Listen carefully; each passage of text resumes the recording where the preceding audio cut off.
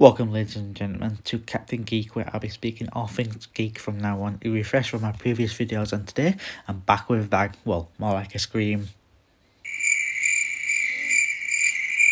Anyway, today I'll be listing my 6 predictions of Scream 6, so buckle up, don't answer those phones, lock all doors because we're diving into the world of Scream. Number 1, a Meeks will die. So as we know, both the Meek twins survive the events of Scream 5 and both will return in the next installment of the franchise. Has been part of a new main core of people to survive. I feel like it's almost inevitable that one of the twins will die and a lot of people's money will be placed upon Chad biting the dust at the hands of Ghostface. In all fairness, you can't really rule Mindy out being the one getting killed off, but it seems unlikely that Chad will survive another bunch of stabbings, and I feel like he will be killed off in a very similar way to how Uncle Randy was killed off in Scream 2. Also, I feel like if Ghostface was on the phone to someone like Gail, Tyra, or Sam, or any of the characters, I feel like if this line isn't used, it's kind of a waste. Just imagine I'm doing a worst impression of Ghostface right now. Who will it be, Mindy or Chad? Because as we all know, a Meek dies in the sequel. Yeah, it's an awful impersonation of Ghostface, but done right, especially in the iconic Ghostface voice, I firmly believe it could be an iconic scene down the line. So I also firmly believe Chad will not be one to survive Scream 6, but I will be coming back to Mindy with us in a second with another prediction a bit further down the line. Number 2, Kirby will be a part of the opening scene but will survive just for now.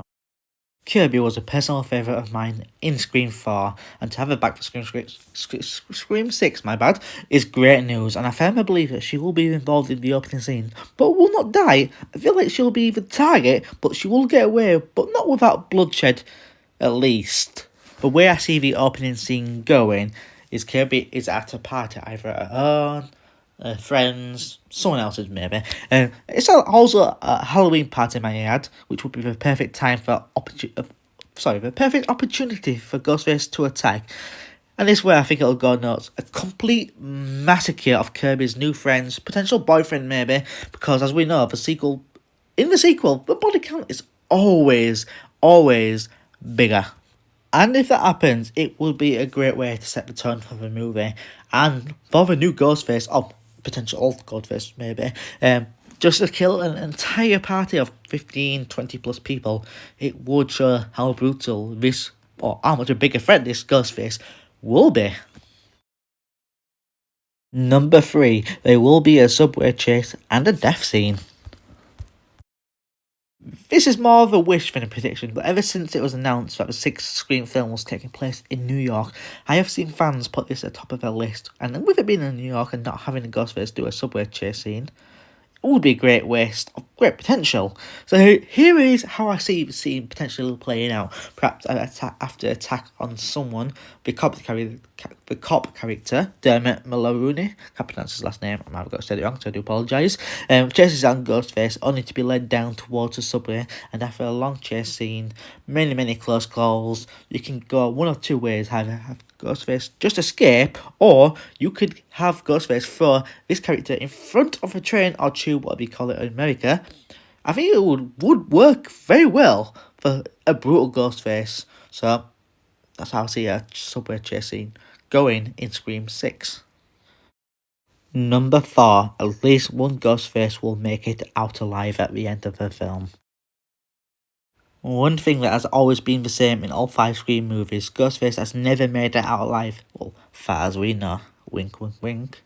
But the 6th one will be one to break that tradition, at least I believe. I firmly believe this one will end on a cliffhanger, which with Ghostface escaping either just one of them or both perhaps, and it would perfectly set up the 7th installment of the franchise, leaving us excited and wanting more. Number 5, Stu will return.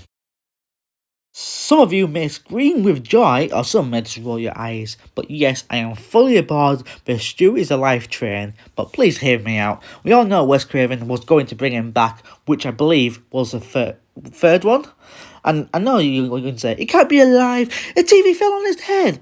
Yeah, that would be enough to kill anyone, but clearly Wes had a plan to explain why he was coming back, and yes, a little more time has passed, but you could explain that ever since. The fourth one has been manipulating people from the shadows. He's still suffering from his injuries, but it's manipulating Jill, Amber, Richie, and maybe one more, which I'll explain in the next prediction. Especially with Sam being Billy's daughter, either he's wanting to get her to turn out like Billy, or if he knew Billy only brought him along to frame him if things went wrong, he could be out for revenge, which is tend to be a lot, one of the biggest motives in Scream. Why wouldn't you want revenge against someone who tried to frame you, perhaps? But number 6, Mindy is one of the killers. You may think, nah, that can't happen, but hear me out. She would have a great motive. Let me take you back to imagining a young Mindy, a young Chad, growing up, hearing stories of her Uncle Randy from their mother. And one day, Mindy discovers the stab movies. And I think the stab movies, at least the first 3 stab movies, follow what happened, well, with the original killings before they spiraled off, and what happened in the Scream universe. So she noticed something watching those films. Randy was never the target. He was only ever there because of Sidney. In the first one, he was shot by Billy. In the second one, he was killed by Mrs. Loomis, who happens to be Sam's father and grandmother. So that's great motive to go after Sam there. And the Sidney motive is simple. She blames her for her uncle's death. She blames her for Randy being in there. So going back to my previous prediction, perhaps she found Stu was alive, worked together, manipulated Amber, Richie to get all this, and now their full plan is coming ahead. So Mindy is one of the killers.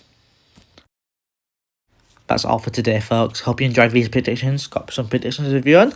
Please let them be putting them down in the comments. Like and subscribe. Use the usual YouTube yada yada. Have a nice day and take care.